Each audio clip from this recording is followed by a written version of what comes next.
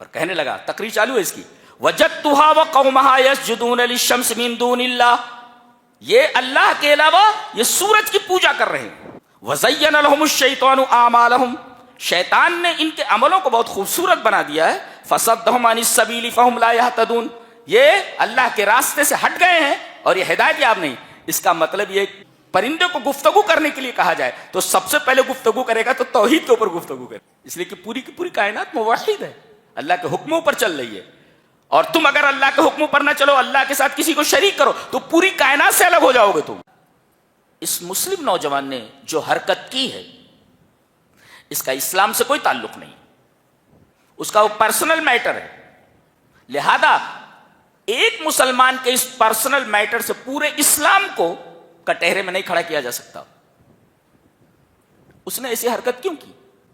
اس نے قرآن کو نہیں پڑھا، اس نے رسول اللہ صلی اللہ علیہ وسلم کی زندگی کا مطالعہ نہیں کیا کہ ہمیں جذبات میں آ کر کے اس حد تک نہیں جانا تھا کہ کسی غیر مسلم نوجوان کو قتل کر دے.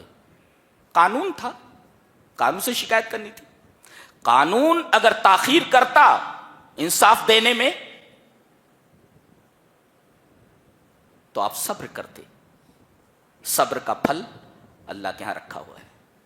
جنسی ضرورت پوری ہو گئی، مکڑے کو بھگا دیتی ہے یا مار دیتی ہے. شوہر نہیں رہنا یا مار کر کے شوہر کو بھگا دیتی ہے. تو جس گھر میں شوہر کی پٹائی ہو جائے، جھاڑو سے پٹائی، وہ گھر گھر نہیں ہوتا، مکڑی کا گھر ہے وہ. تو جب بھوک لگتی ہے تو ماں کو ہی مار کر کھا جاتے.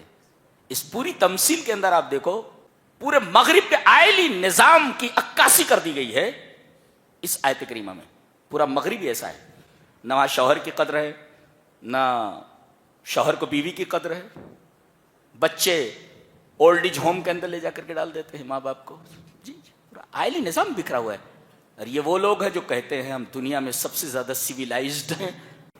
اعوذ باللہ من الشیطان الرجیم، بسم اللہ الرحمن الرحیم. تبارک الذی نزل الفرقان علی عبدہ لیکون للعالمین نذیرا. آج ہم 19ویں پارے اور 20ویں پارے کے یعنی 2 پاروں کے اہم مقامات سے گزریں گے. سورہ فرقان چل رہی ہے. پہلی آیت میں یہ بیان فرمایا گیا کہ بابرکت ہے وہ ذات جس نے فرقان کو، یعنی قرآن حکیم کی ایک صفت ہے الفرقان، الفارق بین الحق والباطل، جو حق اور باطل کے درمیان خط امتیاز کھینچتے، ڈیفرینشیٹ کرے، this is right and this is wrong. تو اس وجہ سے اس کو فرقان کہا جاتا ہے. تو بابرکت ہے وہ ذات جس نے نازل کیا فرقان کو اپنے بندے پر. یہ بندہ کون ہے؟ جناب محمد رسول اللہ صلی اللہ علیہ وسلم. لیکون للعالمین نذیرا، تاکہ آپ تمام انسانوں اور تمام جنوں کے لیے نذیر بن جائیں. یہ آیت کریمہ بتا رہی ہے کہ قرآن یہ صرف عربوں کے لیے نہیں ہے بلکہ دنیا کے تمام لوگوں کے لیے، عیسائیوں کے لیے، یہودیوں کے لیے، ہندوؤں کے لیے، جتنے بھی مذاہب دنیا میں پائے جاتے ہیں. حقیقت یہ ہے کہ قرآن ان سب کے لیے للعالمین. اچھا، اور جس پر یہ قرآن نازل کیا گیا ہے وہ بھی صرف عربوں کے رسول نہیں ہیں بلکہ تمام دنیا والوں کے رسول ہیں. گویا اس کتاب کو برا بھلا کہنا اپنے آپ کو برا بھلا کہنے کے مرادف ہے، اور رسول اللہ صلی اللہ علیہ وسلم کو سب و شتم کرنا، برا بھلا کہنا، در حقیقت اپنے آپ کو برا بھلا کہنے کے مرادف ہے. کتاب بھی آپ کی ہے، رسول بھی آپ کا ہے. یہ صرف مسلمانوں کا رسول نہیں ہے، یہ صرف مسلمانوں کی کتاب نہیں ہے، یہ آپ سب کی ہے۔ تبارک الذی نزل الفرقان علی عبدہ لیکون للعالمین نذیرا۔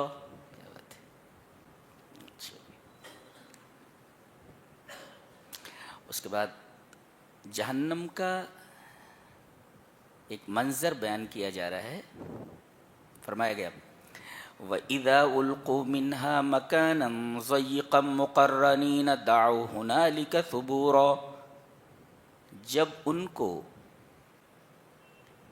جہنم کی ایک تنگ جگہ میں پھینک دیا جائے گا، جگہ بہت نیرو ہوگی، بہت تنگ ہوگی، اور مقرنین ہاتھ پیر باندھ کر کے ایک وہاں یہ ہلاکتوں کو پکاریں گے، اے موت آ جا، موت نہیں آئے گی۔ اسی طرح یہ جن جن سے درخواست کریں گے داروغ جہنم سے، ان کی درخواستیں رد کر دی جائیں گی۔ اس آیت کریمہ کے بارے میں ایک کتاب موارد الظمآن میں نے ایک واقعہ پڑھا، وہ واقعہ اس طرح ہے، وقال ابن ابی ذئب حدثنی من شہد عمر بن عبد العزیز وهو امیر المدینہ وقرأ عنده رجل وَإِذَا أُلْقُوا مِنْهَا مَكَانًا ضَيِّقًا مُقَرَّنِينَ دَعَوْا هُنَالِكَ ثُبُورًا فَبَكَى حَتَّى غَلَبَهُ الْبُكَاءُ وَعَلَى نَشِيجُهُ فَقَامَ مِن مَجْلِسِهِ وَدَخَلَ بَيْتَهُ وَتَفَرَّقَ النَّاسُ۔ یہ واقعہ وہاں لکھا ہوا موارد الزمان میں۔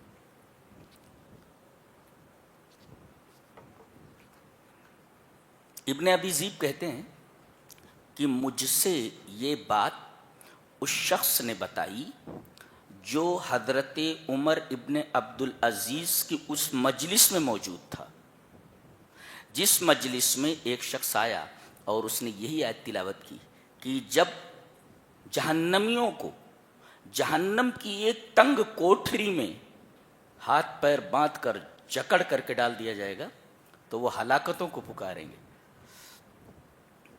یہ کون ہے؟ حضرت عمر ابن عبد العزیز، وہ امیر المدینہ، مدینہ کے گورنر ہیں۔ یہ اس آدمی نے جب یہ آیت پڑھی تو فبکا، حضرت عمر ابن عبد العزیز زار و قطار رو پڑے، حتی غلبہ البکاء، یہاں تک کہ ان پر گریہ طاری ہو گیا، آنسو ہیں کہ رکنے کا نام نہیں لے رہے ہیں۔ وعلی نشیجو، اور ان کی سسکیاں بلند ہو گئیں۔ فقام من مجلسہ، پوری مجلس بیٹھی ہوئی تھی، مجلس میں سے اٹھے، ودخل بیتہ، اور گھر میں داخل ہو گئے، وتفرق الناس، ان کو اٹھتے دیکھ کر اور گھر میں داخل ہوتے دیکھ کر پوری کی پوری مجلس متفرق ہو گئی، پوری کی پوری مجلس اٹھ گئی۔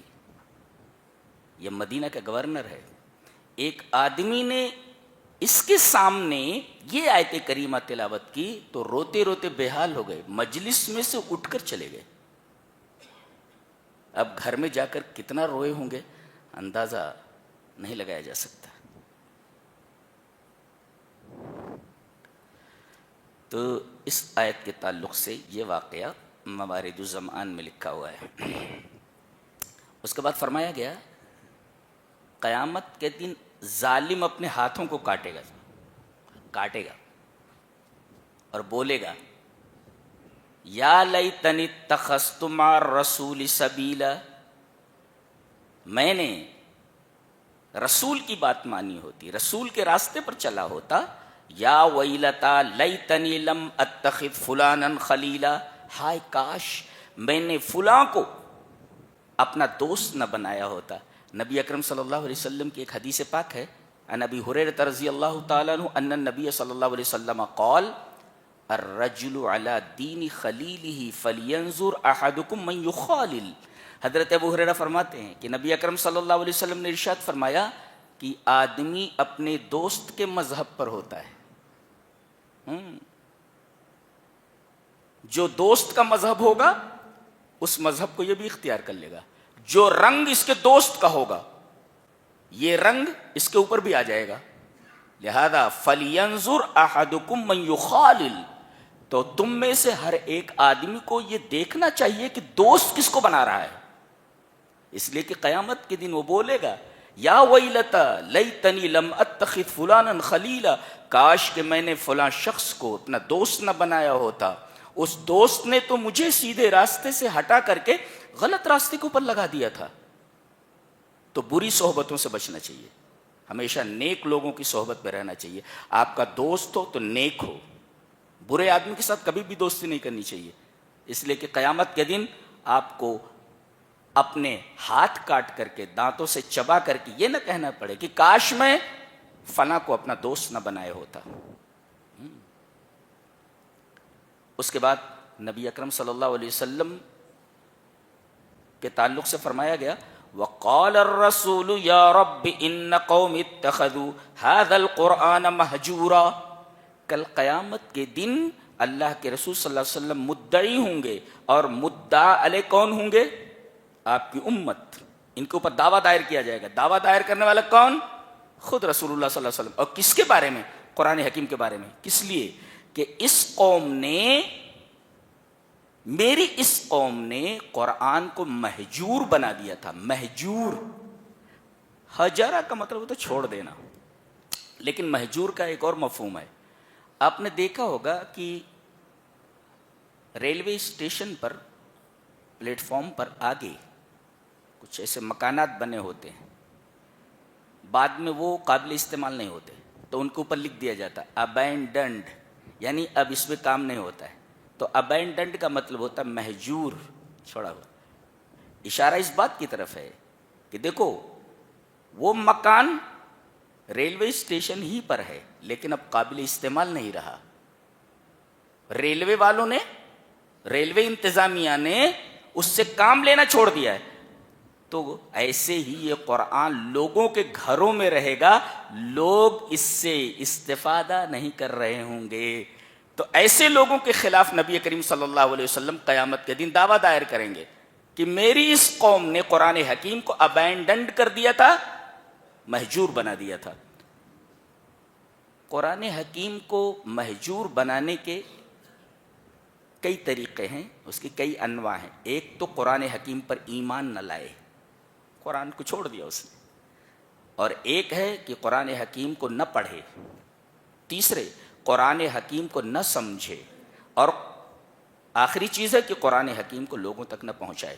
گویا قرآن حکیم کا پہلا حق یہ ہے کہ اس پر ایمان لایا جائے، دوسرا حق یہ ہے کہ اسے پڑھا جائے، تیسرا حق یہ ہے کہ اسے سمجھا جائے، اور چوتھا حق یہ ہے کہ جو آپ نے سمجھا ہے اسے لوگوں تک پہنچائیں. یہ بھی آپ کی ذمہ داری ہے. اور اگر آپ ان میں سے ایک کام بھی نہیں کرتے تو آپ حجر قرآن کے مرتکب ہیں. گویا کہ آپ نے قرآن حکیم کو چھوڑ دیا ہے، اور کل قیامت کے دن آپ کے خلاف نبی کریم صلی اللہ علیہ وسلم رب کے حضور، رب کی عدالت میں دعویٰ دائر کریں گے.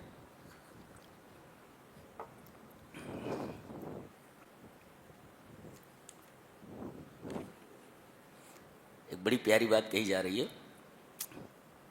اَرَأَيْتَ مَنِ اتَّخَذَ إِلَٰهَهُ هَوَاهُ، کیا آپ نے نہیں دیکھا اس شخص کو جس نے اپنی خواہش نفس کو، اپنی ہوا کو اپنا معبود بنا لیا ہے. اپنی خواہش کو معبود بنا لینے کا کیا مطلب ہے؟ غالباً ابن کثیر نے کہا ہے کہ مَهْمَا اسْتَحْسَنَ مِن شَيْءٍ فَعَلَهُ. اپنی خواہش نفس کو معبود بنانے کا مطلب یہ ہے کہ جو بھی نفس کو اچھا لگے کر ڈالے. یعنی مہما استحسن من شیء فعلہ، دل کو جو چیز اچھی لگے کرتا چلا جائے.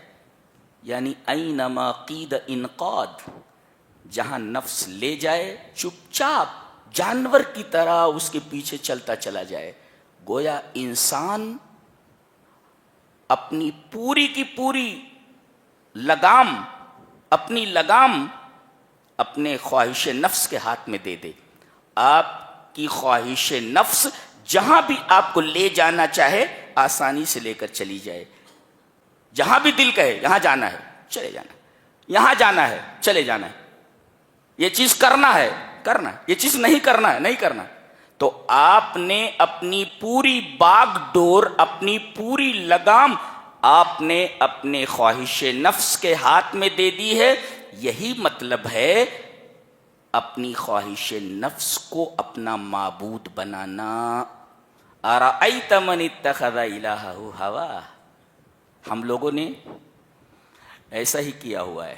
ہمارا دل جو چاہتا ہے، جو بھی اچھا لگتا ہے ہم کر گزرتے ہیں. یہ نہیں دیکھتے کہ خواہش نفس کی اس پیروی میں کتاب و سنت کے کتنے تقاضے پامال ہوتے ہیں. ہمیں اس کی کوئی فکر نہیں ہوتی.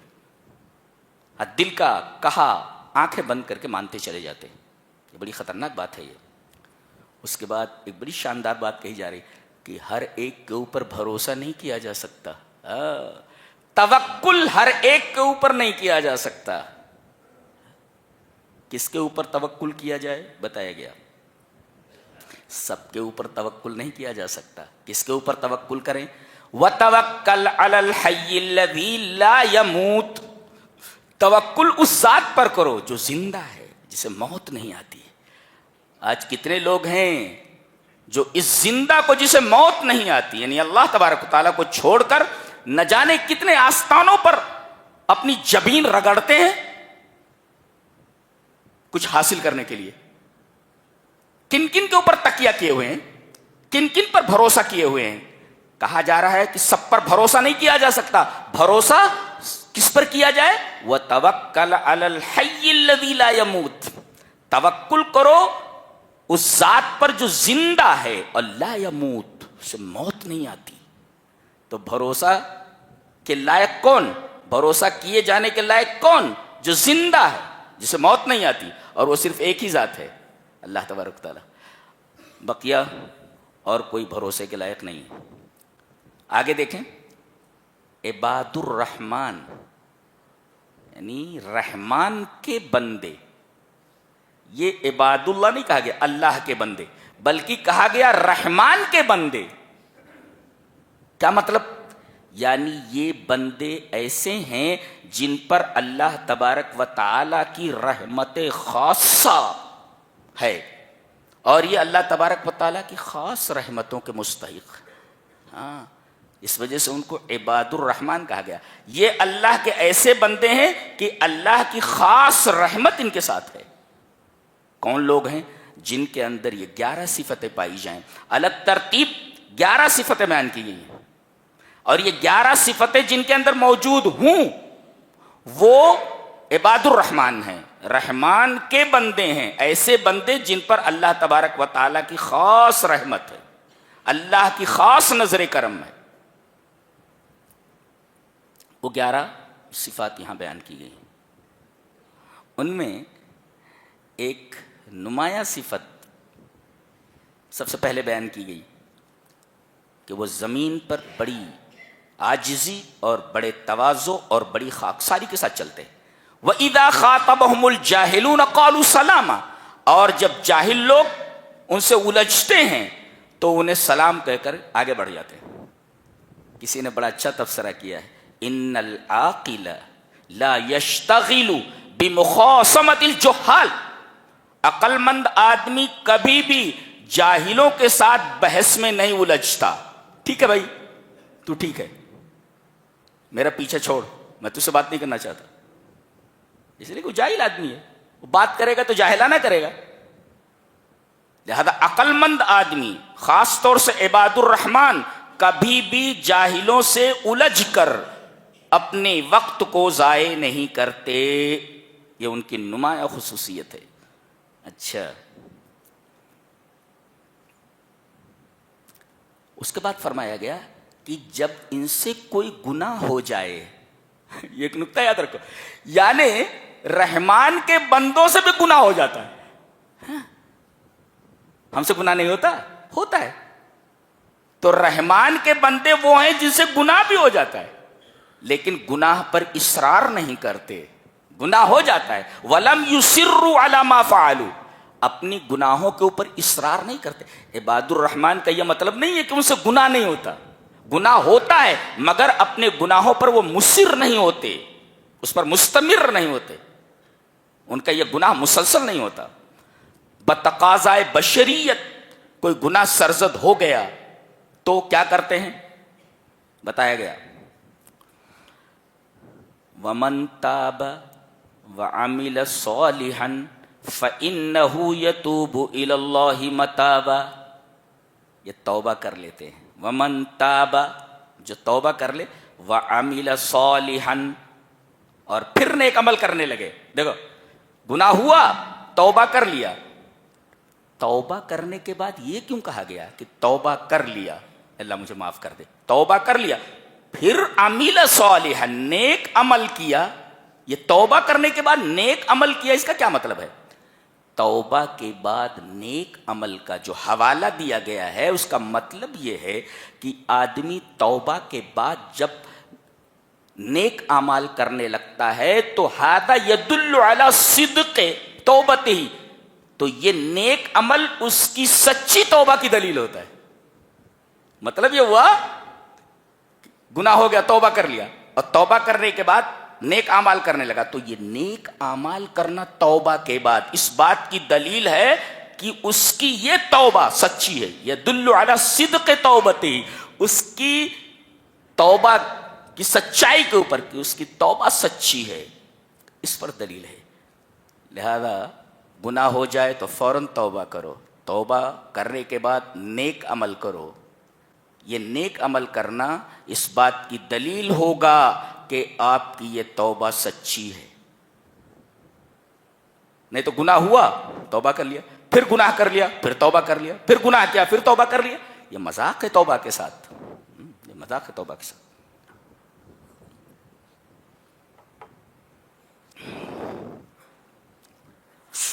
سب سے آخری جو صفت ہے وہ بڑی غضب کی ہے, 11ویں صفت, غور سے دیکھو. اولئک یجزون الغرفۃ بما صبروا, ان کو بدلہ دیا جائے گا غرفہ. مانا غرفہ, غرفہ الجنہ, ان کو بدلہ دیا جائے گا جنت کی شکل میں جن کے اندر یہ 11 صفات ہوں, اور ان 11 صفات سے متصف ہونے کی وجہ سے وہ رحمان کے بندے ہو گئے. رحمان کے بندے کیوں ہوئے؟ کیونکہ ان کے اندر یہ 11 صفتیں ہیں, اور ان 11 صفتوں سے متصف ہونے کی وجہ سے اللہ تبارک و تعالی نے ان کا بدلہ جو تیار کر رکھا ہے وہ غرفہ ہے. غرفہ یعنی they will be rewarded paradise, انہیں بدلے میں جنت عطا کی جائے گی. یہ غرفہ تو مطلب جنت. اچھا کیوں؟ بما صبرو, یہ دیکھو صبر کرنے کی وجہ سے. یعنی اس سے پہلے جو اعمال بیان کیے گئے وہ تو اپنی جگہ اہم ہیں ہی, سب سے آخر میں صبر کا تذکرہ کیا گیا ہے. جانتے ہیں کیوں؟ صبر میں روزہ بھی آتا ہے, روزہ, اور یہ ایسی عبادت ہے کہ اللہ کے رسول صلی اللہ علیہ وسلم نے فرمایا کہ اللہ فرماتا ہے الصوم لی وانا اجزی بہ, روزہ میرے لیے ہے اور میں ہی اس کا بدلہ دوں گا. کسی اور عبادت کے بارے میں نہیں کہا گیا, صرف روزہ کے بارے میں کہا گیا. اور یہ روزہ اتنی اہم چیز ہے کہ اللہ تبارک و تعالی نے جنت میں ایک اسپیشل دروازہ رکھا ہوا ہے کہ لا يدخلہ الا الصائمون, کہ اس دروازے سے صرف اور صرف روزہ دار ہی داخل ہوں گے. یہ اتنی اہم عبادت ہے. اللہ کے لیے بھوک برداشت کرنا, اللہ کے لیے پیاس برداشت کرنا, اللہ کے لیے اپنی جنسی خواہش کو ترک کر دینا, فضول چیزوں سے اپنے آپ کو محفوظ رکھنا. اللہ نے جن جن چیزوں سے منع کیا ہے آدمی اس مہینے میں بچا رہے, تو اللہ تبارک و تعالیٰ نے کہا میری وجہ سے میرے کہنے کی وجہ سے صرف میرے لیے میرے بندے نے بھوک کو قبول کیا، پیاسا رہا، بھوکا رہا، اور کوئی پتہ بھی نہیں لگا سکتا کہ یہ روزے سے ہے یا نہیں ہے. یہ ایسی بات ہے. نماز پڑھتے ہوئے ہم دیکھ سکتے ہیں کہ نماز پڑھ رہا نمازی ہے. خیرات دیتے ہوئے ہم بتا سکتے ہیں کہ یہ خیرات دینے والا ہے، مصدق ہے، متصدق ہے. لیکن روزہ آدمی نے رکھا ہوا ہے کہ نہیں رکھا ہوا ہے آپ نہیں بتا سکتے. آپ نہیں بتا سکتے، صرف اللہ کو معلوم ہے. آپ اپنے کمرے میں بالکل تنہا ہیں، اگر آپ وہاں ایک گلاس پانی پی لیں کون دیکھنے والا ہے؟ اور چہرہ بنا کر کے آپ باہر نکلیں کہ سب سے بڑے آپ روزہ دار ہیں، کوئی فیصلہ نہیں کر سکتا. یہ عبادت صرف اللہ اور اس کے بندے کے درمیان ہے. لہذا اللہ نے فرمایا یہ عبادت چونکہ میرے اور میرے بندے کے درمیان ہے، لہذا میں ہی اس کا بدلہ دوں گا. الصوم لی وانا اجزی، روزہ میرے لیے ہے اس لیے کہ میں جانتا ہوں اس نے روزہ رکھا ہوا کہ نہیں. میں کیسے یہ بے وقوف آدمی تھا، وہ کہتا تھا ایسا پانی پیتا ہوں کہ خدا بھی نہیں جانتا. اچھا کیسا پانی پیتا تھا؟ وہ تالاب میں ڈبکی لگاتا تھا اور ڈبکی لگانے کے بعد تالاب میں دھیرے سے پانی پی لیتا تھا اور کہتا تھا ایسا پانی پیتا ہوں کہ خدا بھی نہیں جانتا. وہ ایک مچھلی کانٹے والی چھوٹی سی، جب اس نے پانی منہ میں لیا تو وہ مچھلی بھی اس کے منہ میں آ گئی اور حلق میں اٹک گئی. باہر چلاتے ہوئے نکلا اللہ سب دیکھ رہا ہے، اللہ سب جانتا ہے، اللہ سب جانتا ہے. ایسا پانی پیتا ہوں کہ خدا بھی نہیں جانتا. اب مچھلی کانٹے والی اٹک گئی، اب باہر آ کر چلا رہا ہے ایسا پانی پیتا ہوں کہ خدا بھی جانتا ہے. کہنا پڑا اس کو. تو یہ عبادت ایسی ہے جو اللہ اور اس کے بندے کے درمیان ہے. اور یہاں پر صبر کا عمومی مفہوم مراد ہے جس میں نمایاں چیز روزہ ہے. لہذا اللہ تبارک و تعالی نے صبر کے لفظ کو سب سے بعد میں ذکر فرمایا ہے. گویا یہ سب سے بڑی عبادت ہے. روزہ تو صبر ہے ہی، اور یہ روزہ ہمیں صبر کرنا سکھاتا ہے. کتنی بھی مصیبتیں آ جائیں روزہ یہ تعلیم دیتا ہے. بھوکے رہے ہو نا، پیاسے رہے ہو نا، بہت ساری خواہشوں کو تم نے چھوڑا ہوا ہے، تم نے اپنے نفس پر کنٹرول کر لیا ہوا ہے، تم نے اپنے نفس کو معبود نہیں بنایا ہے، یہ سب کچھ صبر سے آپ کو ملا ہے. صبر ایک ایسی نعمت ہے جس سے آپ کو یہ ساری چیزیں ملی ہیں. لہذا زندگی میں کہیں بھی کوئی بھی پریشانی آ جائے آپ صبر کا دامن ہاتھ سے نہ چھوڑیں. جذبات میں آ کر کبھی بھی بے صبرے نہ بنیں. ابھی ایک واقعہ کہیں ہو گیا ہے کہ کسی غیر مسلم بچی نے شاید کسی مسلم کے اوپر کوئی پانی پھینک دیا یا کوڑا کرکٹ ڈال دیا. حالانکہ بعد میں غیر مسلم فیملی نے ان سے معافی بھی مانگی، لیکن وہ مسلم نوجوان اتنا غصے میں تھا کہ اس نے اس غیر مسلم نوجوان کو اپنے کچھ ساتھیوں کے ساتھ پیٹ پیٹ کر مار ڈالا. یہ مہینہ صبر کا ہے. تم نے صبر کہاں دکھایا؟ اللہ صبر آپ کو دیکھنا ہے. قرآن حکیم بتاتا ہے کہ صبر کو لازم پکڑو. اس عبادت کو سب سے آخر میں ذکر کیا گیا ہے، اور نبی کریم صلی اللہ علیہ وسلم کی زندگی آئینہ بن کر ہمارے سامنے کھڑی ہوئی ہے کہ صبر کیسے کیا جاتا ہے. حدیث صحیح ہے کہ نبی کریم صلی اللہ علیہ وسلم خانہ کعبہ کے پاس نماز پڑھ رہے ہیں. یصلی عند الکعبہ، کعبہ کے پاس آپ نماز پڑھ رہے ہیں. تھوڑے فاصلے کے اوپر ابو جہل اپنے ساتھیوں کے ساتھ بیٹھا ہوا ہے. اس نے دیکھا کہ محمد نماز پڑھ رہے ہیں صلی اللہ علیہ وسلم. کانا پھونسی کرتے ہوئے کہا کہ فلاں گھر میں ایک اونٹ ذبح ہوا ہے، تو کون اونٹ کا اوج، اونٹ کی اوجھڑی، جس کو کہتے ہیں سلل جزو، سلا کہتے ہیں اوجھڑی کو، دے دے. کون سلل جزور، جزور مانے اونٹ، تو کون ہے جو اونٹ کی اوجھڑی لے کر آ جائے اور محمد کے صلی اللہ علیہ وسلم دونوں کندھوں کے درمیان ڈال دے. عقبہ ابن ابی معیط فقام اشقى القوم، قوم کا سب سے بدبخت آدمی کھڑا ہوا اور وہاں سے اس نے اوجھڑی کو اٹھایا، اور جب نبی کریم صلی اللہ علیہ وسلم سجدے میں گئے تو اس نے پوری اوجھڑی آپ کے اوپر ڈال دی. کسی نے آپ کی بچی حضرت فاطمہ کو خبر دی، اس وقت وہی جویریت بہت چھوٹی تھی، اس وقت بہت بچی تھی. سیدہ دوڑتی ہوئی آئیں، دیکھا کہ ان کے ابا پورے کے پورے اوجھ کے اندر دبے ہوئے ہیں. وہ روتے ہوئے آپ کے اوپر سے اوجھڑی کو ہٹانے لگی. نبی کریم صلی اللہ علیہ وسلم نماز سے فارغ ہوئے. آپ نے ان لوگوں کو کچھ نہیں کہا، آپ نے اپنی یہ درخواست، اپنی یہ بات رب کے حضور ڈال دی کہ جو کچھ میرے ساتھ ہوا ہے میرے رب تو دیکھ ہی رہا ہے. اللہ، یہ صبر کا ایک اعلیٰ مقام ہے، صبر کا ایک اعلیٰ مقام. ہمیں سکھایا گیا ہے کہ ہمیں کس حد تک صبر کا دامن پکڑنا ہے. صبر کا دامن، بچی کو کیسا لگا ہوگا کہ باپ کے اوپر اوجھ رکھی ہوئی پوری،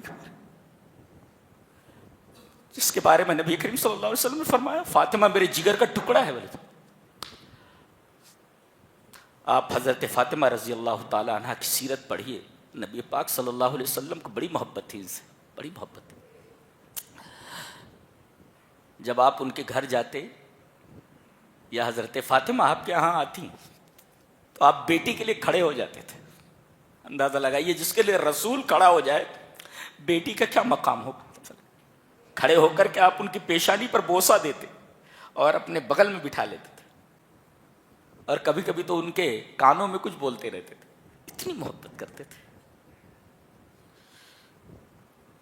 لہذا ہر نوجوان، ہر مسلمان کے دل میں سیدہ کی عظمت، سیدہ فاطمہ کی محبت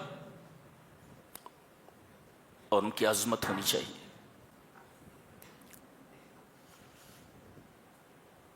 لہذا اس مسلم نوجوان نے جو حرکت کی ہے اس کا اسلام سے کوئی تعلق نہیں، اس کا وہ پرسنل میٹر ہے. لہذا ایک مسلمان کے اس پرسنل میٹر سے پورے اسلام کو کٹہرے میں نہیں کھڑا کیا جا سکتا. اس نے ایسی حرکت کیوں کی؟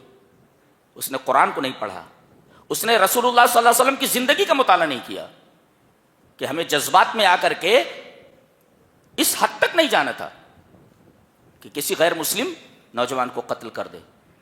قانون تھا، قانون سے شکایت کرنی تھی. قانون اگر تاخیر کرتا انصاف دینے میں تو آپ صبر کرتے. صبر کا پھل اللہ کے ہاں رکھا ہوا ہے.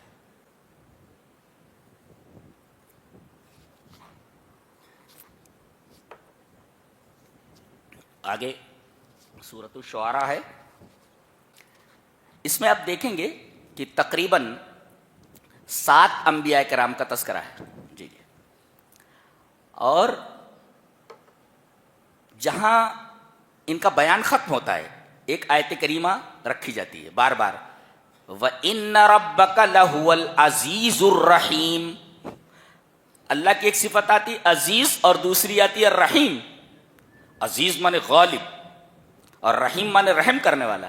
اشارہ اس بات کی طرف ہے کہ اللہ قادر ہے مجرموں کو ہلاک کرنے پر، اور رحیم ہے ان لوگوں پر، رحیم ہے ان لوگوں پر جو مجرم نہیں ہے.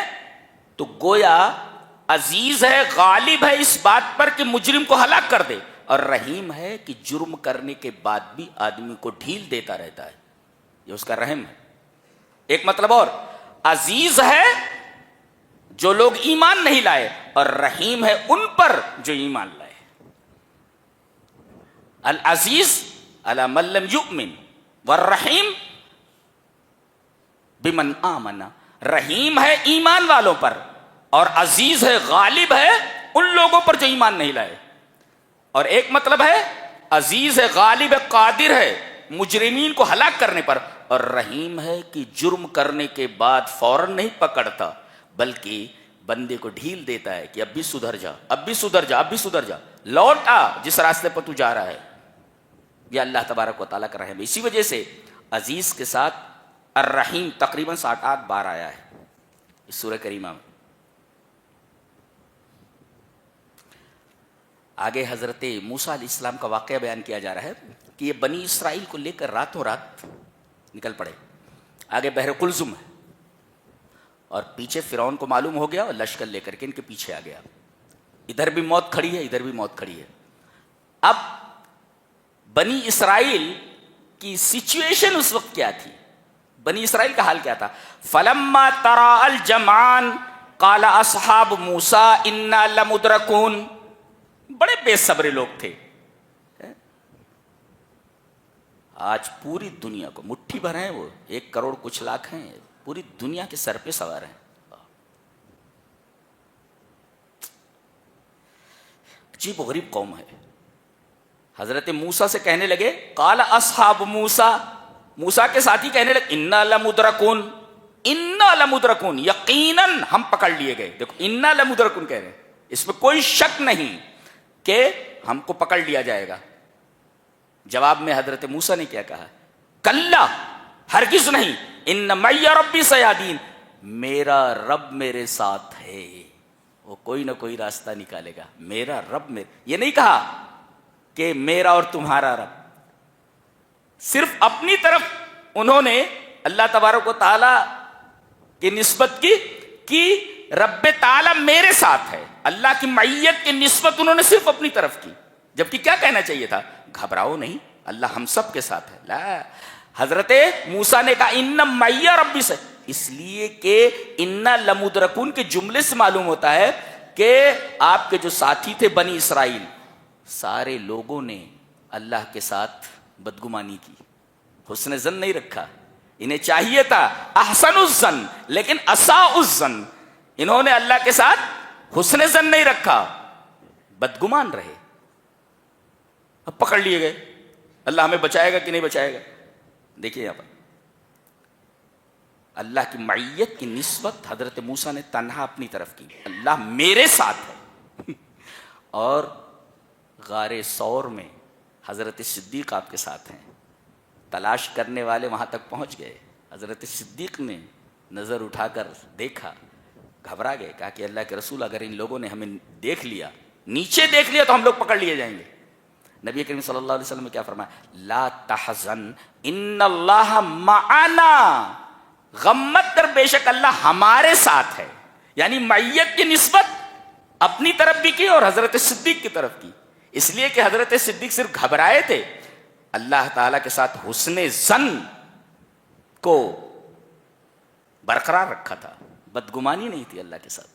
अल्लाह, इस वजह से अल्लाह के रसूल सल्लल्लाहु अलैहि वसल्लम ने मैयत में अपने साथ हजरत सिद्दीक को शरीक किया। और चूंकि इन लोगों ने अल्लाह के साथ हुस्न ज़न नहीं रखा, लिहाजा हजरत मूसा अलैहिस्सलाम ने मैयत की निस्बत अपनी तरफ की कि मेरा रब मेरे साथ है। और नबी करीम सल्लल्लाहु अलैहि वसल्लम ने क्या कहा हजरत सिद्दीक से?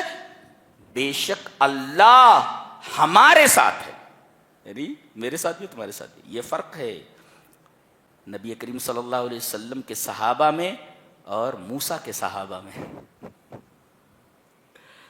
सहाबा हमेशा अल्लाह के साथ हुस्न ज़न रखते थे, ये हमेशा अपने रब के साथ बदगुमान रहे। कौन? बनी इसराइल।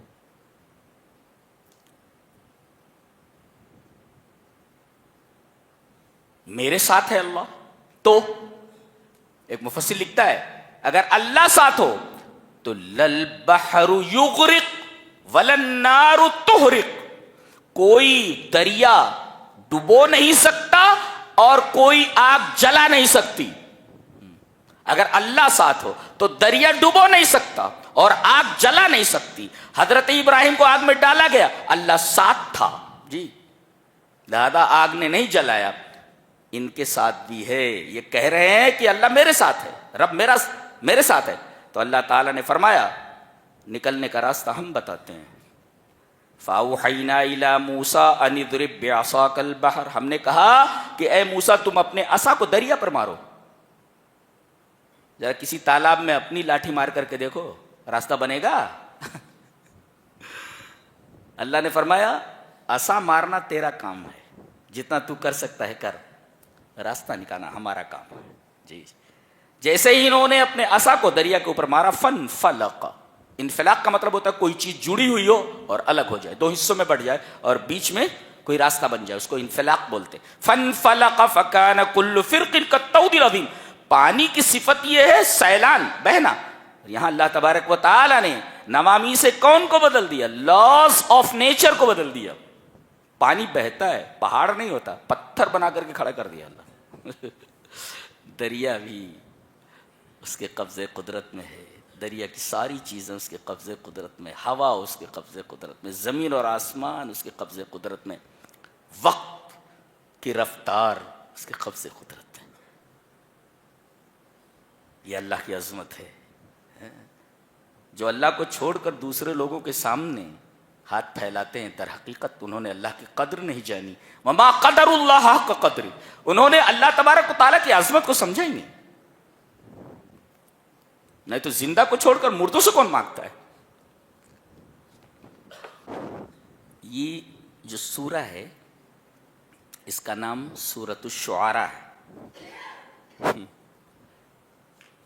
اس نام سے یہ سورہ اس وجہ سے نازل کی گئی کہ مشرکین نبی کریم صلی اللہ علیہ وسلم کو شاعر کہتے تھے, شاعر کہتے تھے. اللہ تبارک و تعالیٰ نے یہ سورہ نازل کر کے یہ بتایا ہے کہ شاعر میں اور ایک نبی میں بڑا فرق ہوتا ہے. آخر میں فرمایا گیا وَالشُّعَرَاءُ يَتَّبِعُهُمُ الْغَاوُونَ, شعراء کے پیچھے جو چلنے والے ہوتے ہیں وہ گمراہ ہوتے ہیں, غاؤن ہوتے ہیں. اور نبی کے پیچھے چلنے والے کون ہیں؟ وہ سب ہدایت یافتہ ہے. ان کے پیچھے چلنے والے بیکار لوگ ہوتے ہیں, اور نبی کریم صلی اللہ علیہ وسلم کو فالو کرنے والے, آپ کے پیچھے چلنے والے سب کریم لوگ ہوتے ہیں, کریم لوگ. بتایا گیا, فرمایا گیا کہ یہ جو شاعر ہوتے ہیں وَأَنَّهُمْ يَقُولُونَ مَا لَا يَفْعَلُونَ, یہ جو کہتے ہیں وہ کرتے نہیں ہیں. کسی مفسر نے لکھا ہے کہ يَعِظُونَ وَلَا يَتَّعِظُونَ, نصیحت کرتے ہیں یہ اپنے اشعار میں لیکن خود نصیحت قبول نہیں کرتے. وَيَنْهُونَ عَنِ الْمُنْكَرِ وَلَا يَنْتَهُونَ, برائیوں سے روکتے ہیں اپنے اشعار میں لیکن خود نہیں رکتے. جی شراب کو برا بتاتے ہیں لیکن اکثر شاعر شرابی ہوتے ہیں. تو ایک شاعر کی زندگی میں اور ایک نبی کی زندگی میں زمین اور آسمان کا فرق ہوتا ہے. اس وجہ سے یہ سورہ کریمہ نازل کی گئی کہ لوگوں کو معلوم ہو جائے کہ ایک نبی میں اور ایک شاعر میں کیا فرق ہوتا ہے. شاعر کے ہاں قول اور فعل میں تضاد ہوتا ہے, اور نبی کے ہاں نبی جو بول دیتا ہے اس پر عمل کر کے بتاتا ہے. یہ فرق ہے ایک شاعر میں اور ایک نبی کے اندر.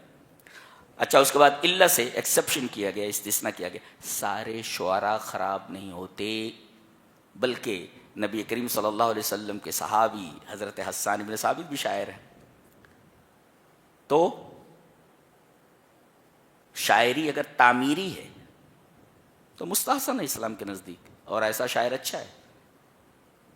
اور وہ شاعر جس کے پاس ایمان نہ ہو, اخلاق نہ ہو, اس کو اسلام پسندیدگی کی نگاہ سے نہیں دیکھتا. جی جی, تعمیری شاعری کا ایک منظر دکھاتا ہوں ایک شعر کے اندر. ایک شاعر بہت اچھا کہتا ہے کہ بد نظر اٹھنے ہی والی تھی کسی کی جانب. بد نظر, کوئی لڑکی جا رہی ہے, بد نظر اٹھنے ہی والی تھی کسی کی جانب, اپنی بیٹی کا خیال آیا تو دل کانپ گیا. اس کو کہتے تعمیری شاعری. یہ الا الذین آمنوا وعملوا الصالحات, ایسے تعمیری شعراء کا استثناء کیا گیا ہے. اس کے بعد سورہ نمل ہے. نمل کہتے ہیں چینٹی کو, چیونٹی, اینٹس, چیونٹیاں. حضرت سلیمان علیہ السلام وہ نبی ہیں جو پرندوں کی زبان سمجھتے تھے. آج زوولوجی کتنی ترقی پر ہے، لیکن زوولوجی کا پروفیسر یہ نہیں بتا سکتا کہ چڑیا کیا بول رہی ہے. حضرت سلیمان علیہ السلام چڑیا کی زبان سمجھتے تھے. وَعُلِّمْنَا مَنْطِقَ الطَّيْرِ، ہم نے چڑیا کی بولی سکھا دی تھی. چڑیا کیا بول رہی ہے حضرت سلیمان علیہ السلام سمجھتے، بات کرتے تھے. چڑیا بھی بات کر رہی ہے اور آپ بھی بات کر رہے ہیں، جیسا کہ ابھی آئے گا. اس میں ہے الاہتمام باللغات المختلفہ. اس میں مسلمان نوجوانوں کو یہ تعلیم دی گئی ہے کہ جو بہترین زبانیں ہیں، مفید زبانیں ہیں، اپنی زبان کے علاوہ ان زبانوں کو بھی سیکھو. جیسے انگلش ہے، سنسکرت ہے، اور بہت ساری زبانیں ہیں جو مفید ہیں، جو کہیں کام آ سکیں. تو اپنی مادری زبان کے علاوہ ان زبانوں کو بھی سیکھا جائے. تو چیونٹیوں کی زبان سمجھتے تھے، پرندوں کی زبان سمجھتے. ایک دفعہ لشکر لے کر کے آگے جا رہے تھے، ایک وادی سے گزرے جس کو وادی نمل کہا جاتا تھا. جی، دا ویلی آف اینٹس، جو چیونٹیوں کی وادی تھی. چیونٹیوں کی جو رانی تھی، قالت نملۃ، چیونٹیوں کی رانی نے کہا یا ایھا النمل ادخلوا مساکنکم، اے چیونٹیوں تم اپنے اپنے گھروں میں مساکن میں گھس جاؤ. کہیں ایسا نہ ہو کہ حضرت سلیمان علیہ السلام اور ان کا لشکر تمہیں لاشعوری طور پر کچل نہ دے. دیکھو، ایک تو یہ کہ اپنے ساتھی چیونٹیوں سے یہ کہہ رہی ہے کہ تم اپنے اپنے گھروں میں چلی جاؤ. سلیمان اور ان کا لشکر کہیں تمہیں بے خیالی میں روند نہ دے، کچل نہ دے. اس سے ایک مفسر نے بڑا اچھا نکتہ اخذ کیا ہے، وہ یہ کہ ہمیشہ حکمراں کو، سی ایم ہو یا کسی گاؤں کا پردھان ہو یا کسی عہدے پر ہو اور لوگ اسے چن کر لائے ہوں، اسے چاہیے کہ وہ اپنی رعایا کا ہمیشہ خیال رکھے، انہیں تکلیف نہ ہونے دے. دیکھو، یہ چیونٹی بول رہی ہے کہ اے چیونٹیوں تم سب اپنے اپنے بلوں کے اندر گھس جاؤ، کہیں ایسا نہ ہو کہ سلیمان اور ان کے لشکر کی طرف سے تم کو تکلیف پہنچ جائے. دوسرا نکتہ یہ لکھا گیا ہے کہ یہ چیونٹی یہ کہہ رہی ہے کہ اگر ہم لوگوں کو سلیمان علیہ السلام اور ان کا لشکر کچل دے گا تو جان بوجھ کر نہیں کچلے گا. وہم لا یشعرون، بے خیالی میں کچل دیں گے، دکھائی نہیں دیتے ہم، ہاں بے خیالی میں کچل دیں گے. یعنی چیونٹی کو بھی معلوم ہے کہ اگر سچا مومن ہے تو ٹیررسٹ نہیں ہوتا. جی، بلا وجہ چیونٹی کو تکلیف نہیں پہنچاتا تھے جا کے کسی انسان کو مارے.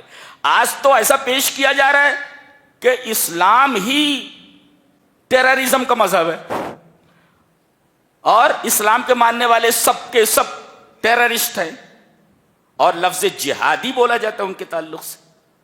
جبکہ قرآن حکیم یہ بولتا ہے کہ ایک چیونٹی کہہ رہی ہے کہ اگر سچا مسلم ہے تو کبھی بھی دہشت گرد نہیں ہو سکتا، جان بوجھ کر کے کسی چیونٹی کو نہیں مار سکتا، جائے کہ کسی انسان کو قتل کرے، اس لیے کہ اسے معلوم ہے کہ ایک انسان کا قتل پوری انسانیت کا قتل ہے.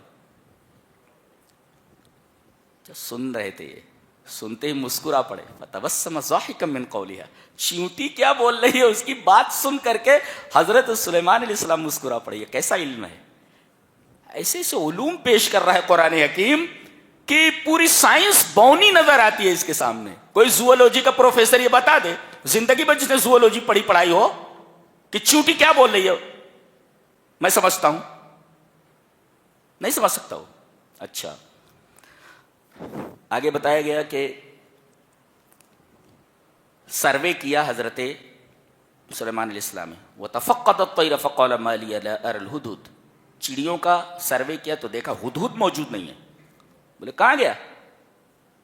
مَا لِيَ لَا أَرَى الْهُدْهُدْ أَمْ كَانَ مِنَ الْغَائِبِينَ، یہ گیا کدھر، میں اسے دیکھ نہیں رہا ہوں. اور بغیر بتایا گیا ہے یہ جرم کیا اس نے. لَأُعَذِّبَنَّهُ عَذَابًا شَدِيدًا أَوْ لَأَذْبَحَنَّهُ أَوْ لَيَأْتِيَنِّي بِسُلْطَانٍ مُبِينٍ، میں ضرور اس کو سزا دوں گا، اس کے بعد سخت سزا دوں گا، یا اس کو ذبح کر دوں گا، یا میرے پاس کوئی کھلی ہوئی دلیل لے آئے. دیکھو یہاں کہا کہ اگر جرم ناقابل معافی ہے تو اذبحن، سولی دے دی جائے، پھانسی دے دی جائے تاکہ معاشرہ ایسے مجرم سے پاک ہو جائے. لاز بہنو. اور اگر گناہ ہلکا ہے، جرم ہلکا ہے تو ہلکی سزا دے دو. عذاباً شدیدہ، گناہ بڑا ہے تو بڑی سزا دے دو. لیکن سزا دینے سے پہلے اولیاتین بسلطان مبین، مجرم کو اپنے حق میں بولنے کا پورا موقع دیا جائے. ڈائریکٹ اس کے بارے میں فیصلہ نہ کیا جائے، اسے بولنے دیا جائے کہ تیرے اوپر یہ الزام لگایا گیا ہے، تو اپنی اس صفائی میں کیا کہنا چاہتا ہے. اولیاتین بسلطان مبین.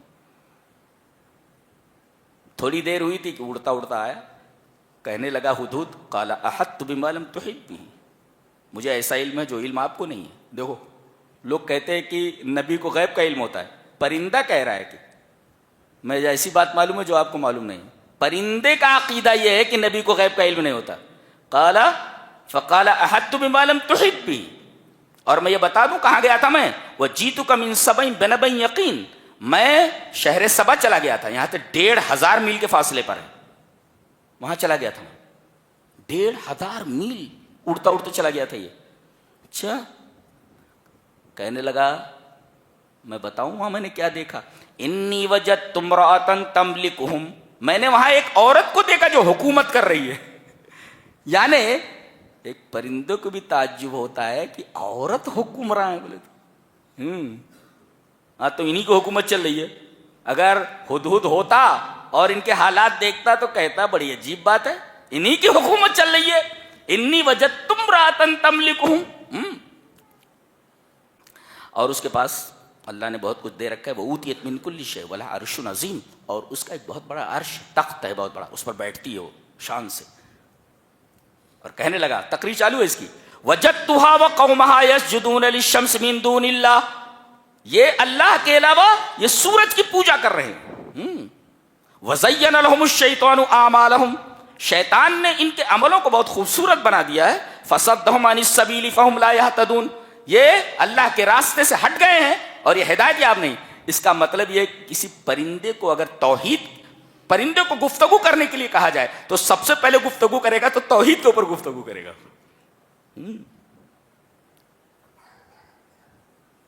انسانی شرک کر سکتا ہے، انسان اور جن کے علاوہ کائنات کی ہر شے موحد ہے.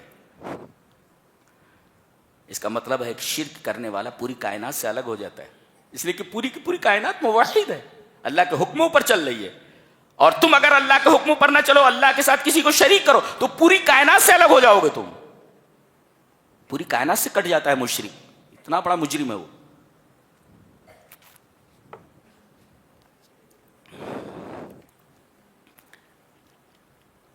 اور یہ کہا تھا کہ اس کا ایک بڑا عرش ہے، تخت. عرش مانے تخت. تقریر میں کہہ رہا ہے اللہ لا الہ الا هو رب العرش العظیم، نہیں ہے کوئی معبود سوائے اللہ کے جو عرش عظیم کا رب ہے. عرش عظیم کا رب. کہا کہ ٹھیک ہے ہم تحقیق کریں گے کہ تو سچا ہے جھوٹا ہے. قال سننظر اصدقت ام كنت من الكاذبین، یعنی کوئی خبر لائے تو فوراً اس کو مت مان لیا کرو، تحقیق کرو. کوئی آیا اور آپ کے کان میں کچھ کہہ دیا، ارے وہ فلاں آدمی تو تم کو ایسا کہہ رہا تھا، میں دیکھ لیتا ہوں، میں دیکھ لیتا. ارے بھائی تحقیق کر. اگر اس آیت کریمہ کے اوپر کوئی عمل کر لے تو معاشرے کے اندر بہت سارے فسادات اور معاشرے کے اندر بہت ساری برائیاں اور لڑائیاں ختم ہو جائیں. آدمی کو تحقیق کرنا چاہیے نا کہ اس نے کہا کہ نہیں کہا.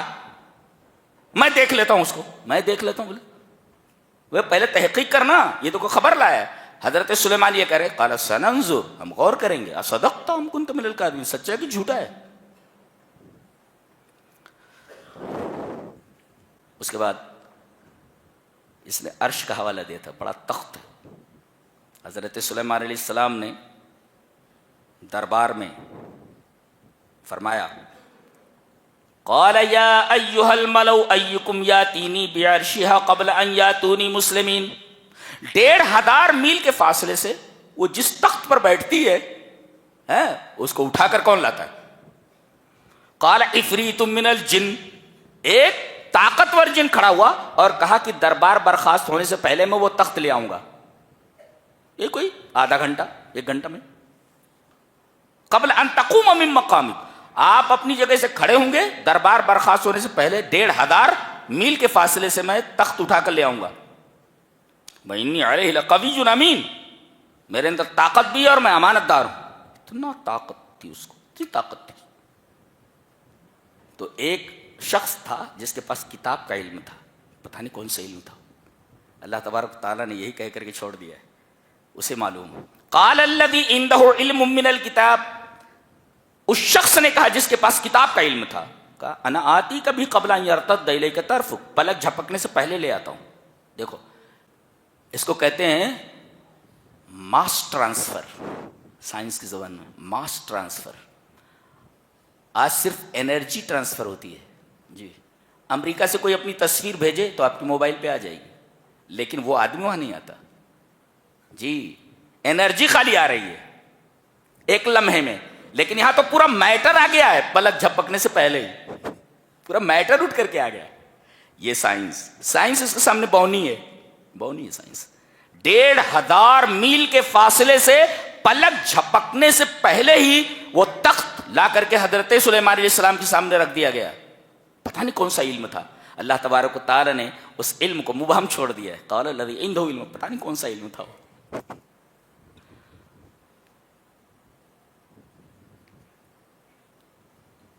قرآن میں وہ علم ہے پتہ نہیں, ہو سکتا ہے, ہو سکتا ہے. قال الذی عنده علم من الکتاب, کتاب کا کوئی علم تھا, 1500 میل کے فاصلے سے پلک جھپکتے ہی تخت کو لے کر آ گیا. یعنی ماس ٹرانسفر ہو گیا جی.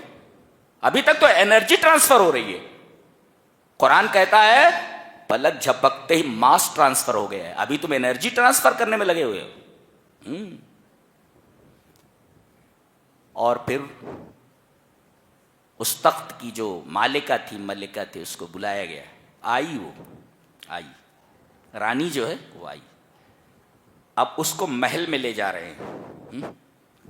محل کیسا؟ صرح ممرد, صرح ای القصر, محل, ممرد اے مملس و مسوا, بالکل ہموار, فلیٹ اور چکنا. یہ عجیب ٹیکنالوجی ہے کہ نیچے پانی ہے, اوپر شیشے کا فرش ہے. کہا کہ چلو. اب جیسے آگے بڑھی اس نے اپنے پائنچے جو ہے اوپر کرنے شروع کیے. وہ کشفت عن ساقیہا, اپنی پنڈلی سے اس نے اپنے کپڑے اٹھانے شروع کر دیے. وہ سمجھی کہ پانی میں چلنا ہے. کتنی شاندار ٹیکنالوجی. نیچے پانی ہے, اوپر شیشے کا فرش ہے, اور رانی کو ایسا لگا کہ یہ پانی ہے, لہذا اس نے اپنے پائنچے اوپر چڑھا لیے. ایک مفسر لکھتا ہے کہ رانیاں جو ہوتی ہیں اپنی پنڈلی نہیں کھولتی. یہاں تو عالم یہ ہے کہ یہاں تک کھلا ہوا ہوتا ہے, یہاں تک کھلا ہوا ہوتا ہے. لڑکیوں کے لباس یہاں تک اوپر تک ہو جاتے, اور یہاں یہ رانی آ رہی ہے تو کشفت عن ساقیہا, اس نے اپنی پنڈلی پر سے کپڑے اٹھائے. اس کا مطلب پنڈلی سے نیچے تھا کپڑا, چھپا ہوا ہوتا. تو رانیاں اور شہزادیاں کبھی بھی اپنی پنڈلی نہیں دکھاتی.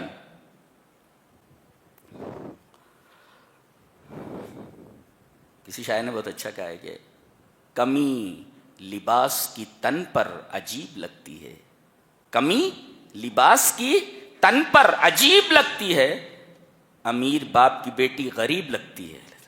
ذرا اچھے کپڑے پہنا دے بھائی, پورے کپڑے پہنا دے, پورے کپڑے پہنا دے بھائی.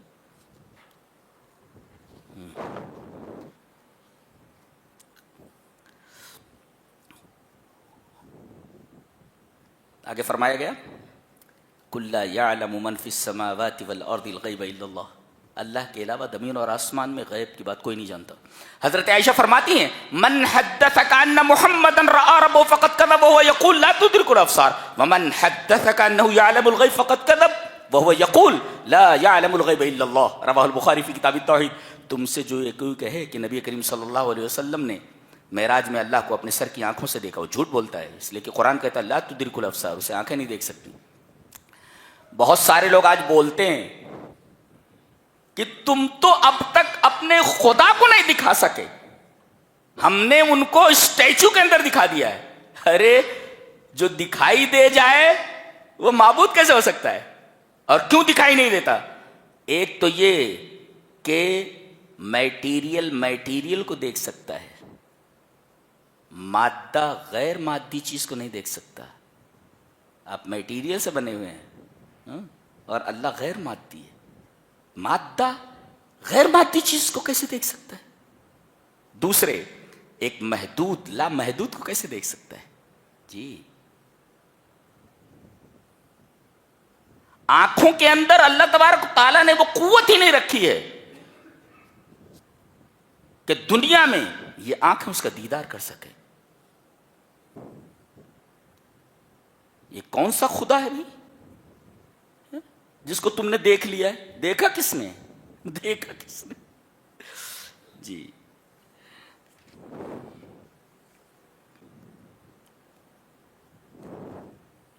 آگے سورہ قصص ہے، فرعون اور موسیٰ کا واقعہ بیان کیا جا رہا ہے. اس کے بارے میں کہا گیا ان فرعون علا فی الارض وجعل اہلها شیعا. اس نے کیا کیا تھا؟ اپنی حکومت کے لوگوں میں درار ڈال دی تھی اور کچھ کے حقوق جو اس کے خاندان اور رشتہ دار تھے محفوظ رکھے گئے، اور ایک قوم ایسی تھی کہ انہیں کوئی حق حاصل ہی نہیں تھا. یہ بنی اسرائیل تھے. ایک مفسر نے بڑا اچھا لکھا ہے ان تکریس الفرقۃ وتوظیفها لصالح السیاست منہج فرعونی. کہتے ہیں کہ ڈیوائڈ اینڈ رول کا جو فلسفہ ہے، ڈیوائڈ اینڈ رول کا جو میتھڈ ہے کہ لڑاؤ، تقسیم کرو اور حکومت کرو، یہ فرعون کا میتھڈ ہے. یہ اس نے سکھایا. تو سیاست کے مفاد کے لیے لوگوں کو فرقوں میں بانٹ دینا، کسی کے لیے سارے حقوق محفوظ ہوں اور کسی کو ایک ایک حق کے لیے ترسایا جائے، یہ فرعونی میتھڈ ہے. یہ فرعونی میتھڈ ہے. جی اس کا کام یہی تھا فرعون کا. حضرت موسیٰ علیہ السلام اور نبی کریم صلی اللہ علیہ وسلم کی زندگی میں ایک گہری مماثلت ہے، ایک گہری مشابہت ہے. کیا؟ نبی کریم صلی اللہ علیہ وسلم جب مکہ سے اپنے گاؤں سے نکلے، اپنے شہر سے نکلے اور مدینہ آئے تو 8 سال بعد پھر مکہ آیا. 8 سال لگے واپس ہونے میں. 8 سال بعد مکہ آئے. اور حضرت موسیٰ علیہ السلام جب مصر سے بھاگ کر مدین آئے تو وہاں بکریاں چرا رہے تھے، اور یہ بھی 8 سال کے بعد پھر وہیں پہنچے جہاں سے یہ نکلے تھے. اس طرح حضرت موسیٰ علیہ السلام اور جناب محمد الرسول اللہ صلی اللہ علیہ وسلم کی زندگی میں بڑی گہری مماثلت ہے. جی اور انبیاء بنی اسرائیل کا سب سے معزز نبی ہے، بہت بڑا عالم ہے، بہت بڑا عالم. یہ جب پیدا ہوئے تو حکم یہ تھا کہ لڑکے جو پیدا ہوں ان کو قتل کر دیا جائے. یہ پیدا ہوئے حضرت موسیٰ. ان کی ماں گھبرا گئی، کیا کریں؟ لوگوں نے بتا دیا ہوگا، عورتوں نے بتا دیا ہوگا. اور عورتیں کوئی چیز دیکھ لے تو اپنے پیٹ میں نہیں رکھ سکتی، وہ الا ماشاء اللہ. وہ کسی نے کہا نہیں. 2 عورتیں اگر بات کرتے ہوئے خاموش رہتی ہیں، دھیرے دھیرے بات کرتی ہیں، تو سمجھو کہ ڈاٹا ٹرانسفر ہو رہا ہے. بالکل. اور اگر کہہ دیں ارے ہمیں کیا لینا دینا ہے اس سے، سمجھو کہ مکمل ڈاٹا ٹرانسفر ہو چکا ہے. اب یہ دوسری طرف ٹرانسفر ہونے کی راہ دیکھ رہا ہے، ٹرانسفر ہونا چاہتا ہے. جی تو عورتوں نے بتا دیا ہوگا کہ بھئی ان کے ہاں بچہ پیدا ہوا ہے، لڑکا پیدا ہوا. اب حضرت موسیٰ علیہ السلام کی والدہ گھبرا گئی. اللہ تبارک و تعالیٰ نے ان کے پاس وحی کی. وَأَوْحَيْنَا إِلَىٰ أُمِّ مُوسَىٰ أَنْ أَرْضِعِيهِ، ان کو دودھ پلا دو. فَإِذَا خِفْتِ عَلَيْهِ فَأَلْقِيهِ فِي الْيَمِّ وَلَا تَخَافِي وَلَا تَحْزَنِي إِنَّا رَادُّوهُ إِلَيْكِ وَجَاعِلُوهُ مِنَ الْمُرْسَلِينَ. ایسا کرو، دودھ پلا دو ان کو. دودھ پلانے کے بعد ایک تابوت میں ان کو رکھ کر کے حوالے دریا کر دو. کمزور ہیں، چھوٹے بچے ہیں، شیر خوار بچے ہیں، ان کو تابوت میں رکھ کر کے یم میں ڈال دیا گیا. یم یعنی دریا میں ڈال دیا گیا. اللہ تبارک و تعالیٰ نے اس کمزور کو دریا سے بچا لیا.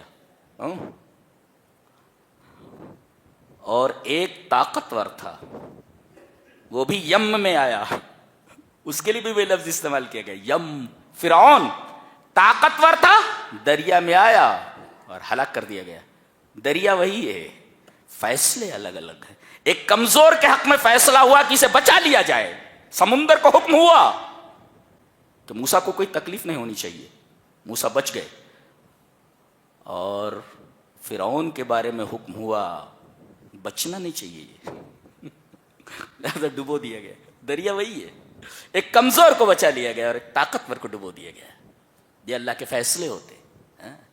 ایک ہی چیز ایک آدمی کے لیے رحمت اور دوسرے کے لیے زحمت.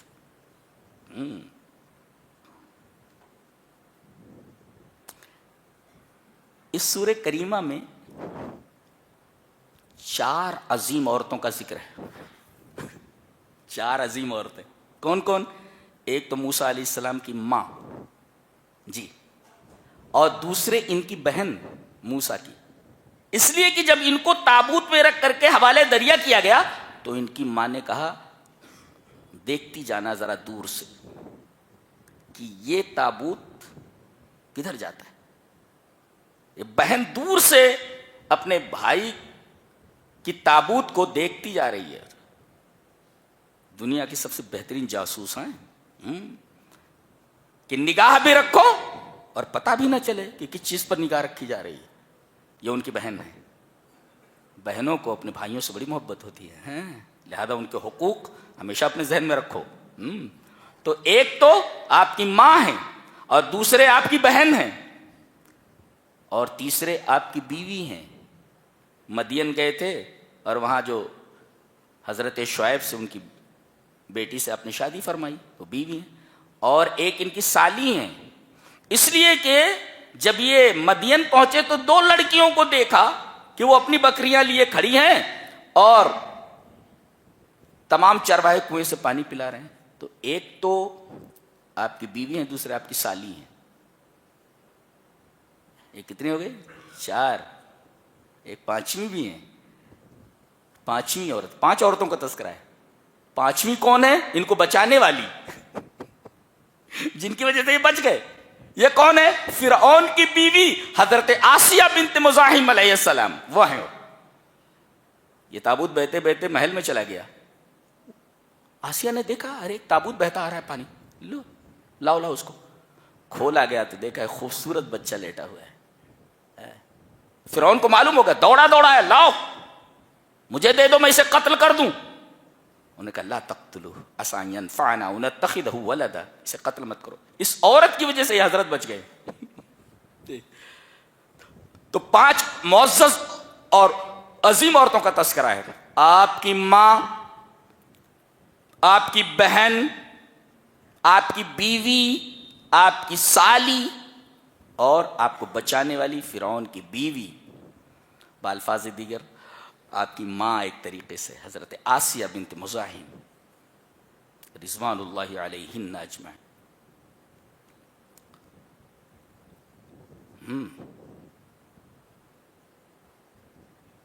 4 عورتوں کا تذکرہ ہے. اچھا، ایک دفعہ حضرت موسیٰ علیہ السلام باہر نکلے تو دیکھا ایک اسرائیلی اور ایک قبطی، یہ دونوں آپس میں لڑ رہے ہیں. اب ان کو دیکھ کر اسرائیلی پکار اٹھا، ارے دیکھو مجھے مار رہا ہے یہ. حضرت موسیٰ علیہ السلام کہہ رہے کیا ہے، چل چھوڑ. تو ذرا کچھ زیادہ بننے لگا ہوگا. حضرت موسیٰ علیہ السلام نے ایک فائٹ مارا، میں مر گیا ہوں. فوقدہ موسیٰ فقضى علیہ، ایک ہی فائٹ میں مر گیا ہوں. ایک ہی فائٹ میں مر گیا. کہتا جلالی پیغمبر دے. فوقدہ وقت زمانے فائٹ، ایک فائٹ مارا مر گیا ہوں. فوقدہ موسیٰ فقضى علیہ. جی کہنے لگے یہ تو شیطانی عمل مجھ سے ہو گیا، وہ بہت بڑا گناہ ہو گیا مجھ سے، ایک بے گناہ مارا گیا. لیکن پتہ نہیں چل رہا تھا کہ اس کا قاتل کون ہے. ہو از دا کلر. اس لیے کہ اللہ جان رہا ہے، حضرت موسیٰ علیہ السلام جان رہا ہے، اور یہ جو ہے یہ بدماش یہ جان رہا ہے جس کی وجہ سے وہ آدمی مارا گیا. دوسرے دن پھر دیکھا کہ کسی فرعونی سے لڑ رہا ہے. حضرت موسیٰ سمجھ گئے فسادی یہی ہے. تو کبھی کبھی اپنے لوگ بھی فسادی ہو جاتے, بدماش ہو جاتے ہو جی, غلطی اسی کی تھی. اب حضرت موسیٰ علیہ السلام بڑھے, فائٹ تو دیکھ چکا تھا, فائٹ کا جو پاور تھا دیکھ چکا تھا. وہ سمجھ گیا کہ غلطی میری دکھائی دے رہی ہے اور موسیٰ علیہ السلام ضرور مجھے مارنے والے ہیں. جیسے حضرت موسیٰ علیہ السلام آگے بڑھے, کہنے لگا قال یا موسیٰ اتريد ان تقتلنی کما قتلت نفسا بالامس, اے موسیٰ کیا تم مجھے اس طرح قتل کرنا چاہتے ہو جیسے تم نے کل ایک آدمی کو مار ڈالا تھا. دیکھو یہ اپنا آدمی ہے, یہ اپنا آدمی. اب لوگوں کو معلوم ہو گیا, پلان بننے لگا موسیٰ علیہ السلام کو قتل کر دیا جائے بلا کر کے. کرے ان تريد الا ان تكون جبارا في الارض وما تريد ان تكون من المصلحين. تم زمین میں دادا بننا چاہ رہے, جبار مانے دادا بننا چاہ رہے, اور تم اصلاح کرنے والوں میں سے نہیں ہو. اب دیکھیے سب سے بڑا مصلح تو یہ ہے, لوگوں سے لڑتا پھر رہا ہے, لوگوں سے لڑتا پھر رہا ہے اور سب سے بڑا مصلح بنا ہوا ہے. تو گاؤں کے دور علاقے میں ایک آدمی رہتا تھا, وہ ایمان لا چکا تھا. اسے معلوم ہو گیا, دوڑا دوڑا آیا. وجاء رجل من اقصى المدینة یسعى, یہ نہیں کہا کہ آیا, دوڑتے ہوئے آیا.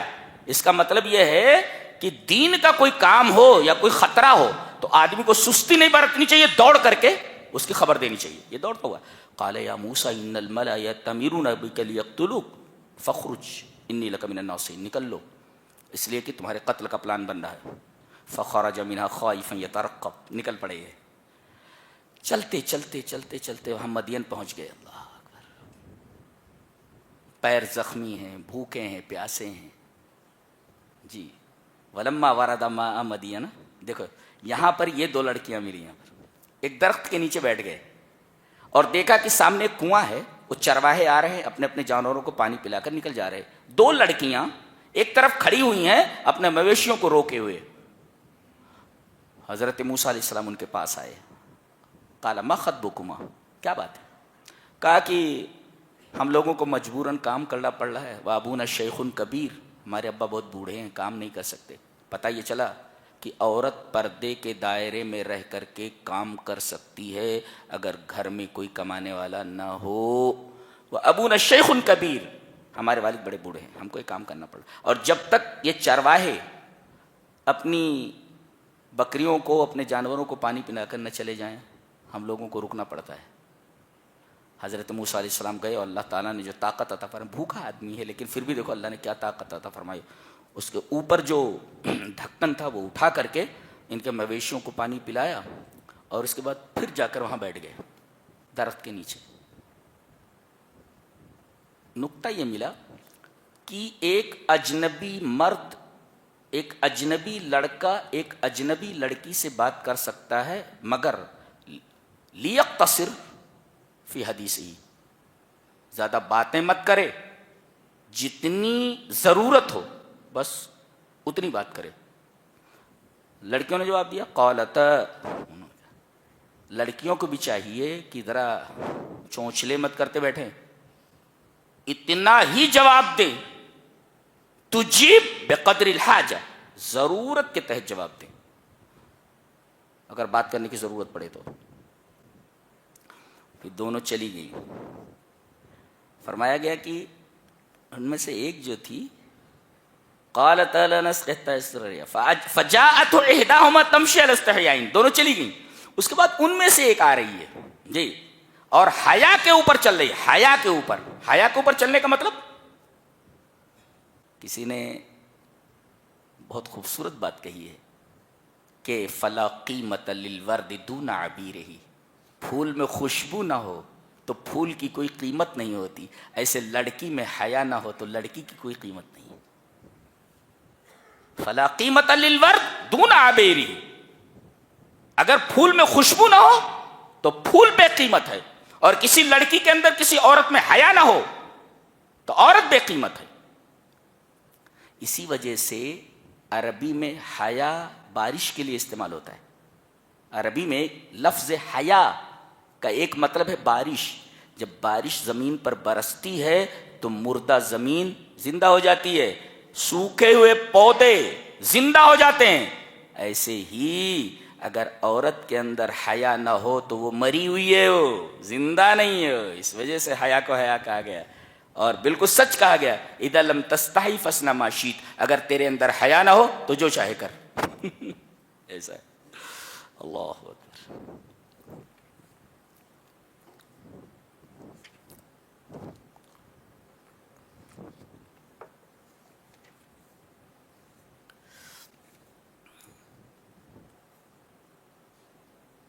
آگے فرمایا گیا کہ جن کی تم عبادت کرتے ہو اللہ کو چھوڑ کر کے, یہ رزق کے مالک نہیں ہے. آدمی اللہ کو چھوڑ کر کے کہیں بھی جاتا ہے اور اپنی جبین رگڑتا ہے, ایک ہی مقصد ہوتا ہے رزق. اللہ نے فرمایا ان الذین تعبدون من دون اللہ لا یملکون لکم رزقا, وہ رزق کے مالک نہیں ہے. فابتغوا عند اللہ الرزق, اللہ کے پاس رزق تلاش کرو. واعبدوہ واشکروا لہ الیہ ترجعون, یعنی رزق کا مالک صرف اللہ ہے اور اللہ ہی سے ہمیں رزق مانگنا چاہیے. آخر میں شرک کی ایک بڑی شاندار مثال دی گئی ہے. دیکھیں غور سے سنیں, اس کے بعد بات ختم کرتے ہیں. مثل الذین اتخذوا من دون اللہ اولیاء کمثل العنکبوت, ان لوگوں کی مثال جنہوں نے اللہ کے علاوہ سہارے بنا لیے ہیں کہ اللہ کے علاوہ بھی سہارے, کمثل العنکبوت, مکڑی کی طرح, لائک اے اسپائڈر, ایک مکڑی کی طرح. اتخذت بیتا, جس نے گھر بنایا. وَإِنَّ أَوْهَنَ الْبُيُوتِ لَبَيْتُ الْعَنْكَبُوتِ, اور دنیا میں سب سے کمزور گھر مکڑی کا گھر ہوتا ہے. جی لو کانوا یعلمون, کاش یہ جانتے ہو. اس پر ہم بحث کرنا چاہیں گے. مکڑی جس میٹیریل سے گھر اپنا بناتی ہے, میٹیریل کہاں سے آتا ہے؟ من الداخل ام من الخارج, اندر سے آتا ہے, باہر سے نہیں. اس لیے کہ وہ جو لیس دار چیز جس سے اس کا گھر بنتا ہے اس کے اندر سے نکلتا ہے, باہر سے میٹیریل نہیں آتا. ہمیں گھر بنانا ہو تو میٹیریل باہر سے منگاتے ہیں. اس کو باہر سے میٹیریل منگانے کی ضرورت نہیں ہے, اس کا میٹیریل گھر کا اندر ہی ہے. اس کا مطلب یہ ہے کہ شرک اور بدعت یہ آدمی کے اپنے بنائے ہوئے ہوتے ہیں, اور توحید جو ہے یہ باہر سے آتی ہے, اللہ کے وحی سے آتی ہے. جی اللہ کی وحی سے. اور اس کا پورا میٹیریل کس کا؟ مکڑی کے جالے کا پورا میٹیریل خود مکڑی کے اندر سے نکلتا ہے. لہذا بدعت بھی خود ساختہ ہے اور شرک بھی خود ساختہ ہے. توحید یہ وحی الہی کے ذریعے معلوم ہوتا ہے. اور دوسرے دیکھیں, یہ جو جالا بنایا گیا ہے سب سے کمزور گھر ہے یہ مکڑی کا گھر. اس میں نہ تو دروازے ہیں, نہ اس میں دیواریں ہیں, نہ اس میں چھت ہے, نہ اس میں کھڑکیاں ہیں. اور جس گھر میں دروازے نہ ہوں, کھڑکیاں نہ ہوں, سب سے غیر محفوظ گھر ہوتا ہے. جی ایک. اور دوسرے, مکڑی کو بھی پتہ ہے کہ یہ گھر نہ تو سردی سے بچا سکتا ہے اور نہ گرمی سے بچا سکتا ہے, نہ بارش سے بچا سکتا ہے. اور کوئی دشمن اگر اسے پکڑنا چاہے تو وہ جالے میں سے نکل کر کے کسی درخت کے اندر گھس جاتی ہے. اسے اچھی طرح معلوم ہے کہ یہ میرا گھر میری حفاظت نہیں کر سکتا. اللہ تبارک و تعالی نے فرمایا کہ اللہ کو چھوڑ کر تم نے جو سہارے بنا رکھے ہیں اسی مکڑی کے جالے کی طرح ہیں جو غیر محفوظ ہے. مکڑی جو اس میں رہ رہی ہے وہ خود محفوظ نہیں ہے. تو یہ سہارے جو تم نے بنا رکھے ہیں اللہ کو چھوڑ کر کے, یہ سہارے تمہیں کیا دے سکتے ہیں اور تمہاری کیا حفاظت کر سکتے ہیں؟ ایک. اور دوسرے, اس میں جو مکڑی ہے یہ مکڑے کو بلاتی ہے اپنے فائدے کے لیے, اپنی جنسی ضرورت کو پورا کرنے کے لیے. اور جیسے ہی یہ حاملہ ہوتی ہے, جنسی ضرورت پوری ہو گئی, مکڑے کو بھگا دیتی ہے یا مار دیتی ہے. شوہر نہیں رہنا, یا مار کر کے شوہر کو بھگا دیتی ہے. تو جس گھر میں شوہر کی پٹائی ہو جائے, جھاڑو سے پٹائی, وہ گھر نہیں ہوتا, مکڑی کا گھر ہے وہ. ایک تو یہ، اور بچے جب بڑے ہو جاتے ہیں اس کے، تو جب بھوک لگتی ہے تو ماں کو ہی مار کر کھا جاتے ہیں۔ اس پوری تمثیل کے اندر آپ دیکھو، مغرب کے پورے مغرب کے آئلی نظام کی عکاسی کر دی گئی ہے اس آیت کریمہ میں۔ پورا مغرب ہی ایسا ہے، نہ وہاں شوہر کی قدر ہے، نہ شوہر کو بیوی کی قدر ہے، بچے اولڈ ایج ہوم کے اندر لے جا کر کے ڈال دیتے ہیں ماں باپ کو۔ جی پورا آئلی نظام بکھرا ہوا ہے۔ اور یہ وہ لوگ ہیں جو کہتے ہیں ہم دنیا میں سب سے زیادہ سویلائزڈ ہیں اور سب سے زیادہ مہذب اور متمدن ہیں۔ اللہ ہمارے حال پر رحم فرمائے اور ان کو سدھرنے کی توفیق عطا فرمائے۔ یہ رہا 19ویں اور 20ویں پارے کا خلاصہ۔ اللہ ہمیں نیک عمل اور اچھی سمجھ کی توفیق عطا فرمائے۔ وآخر دعوانا الحمدللہ رب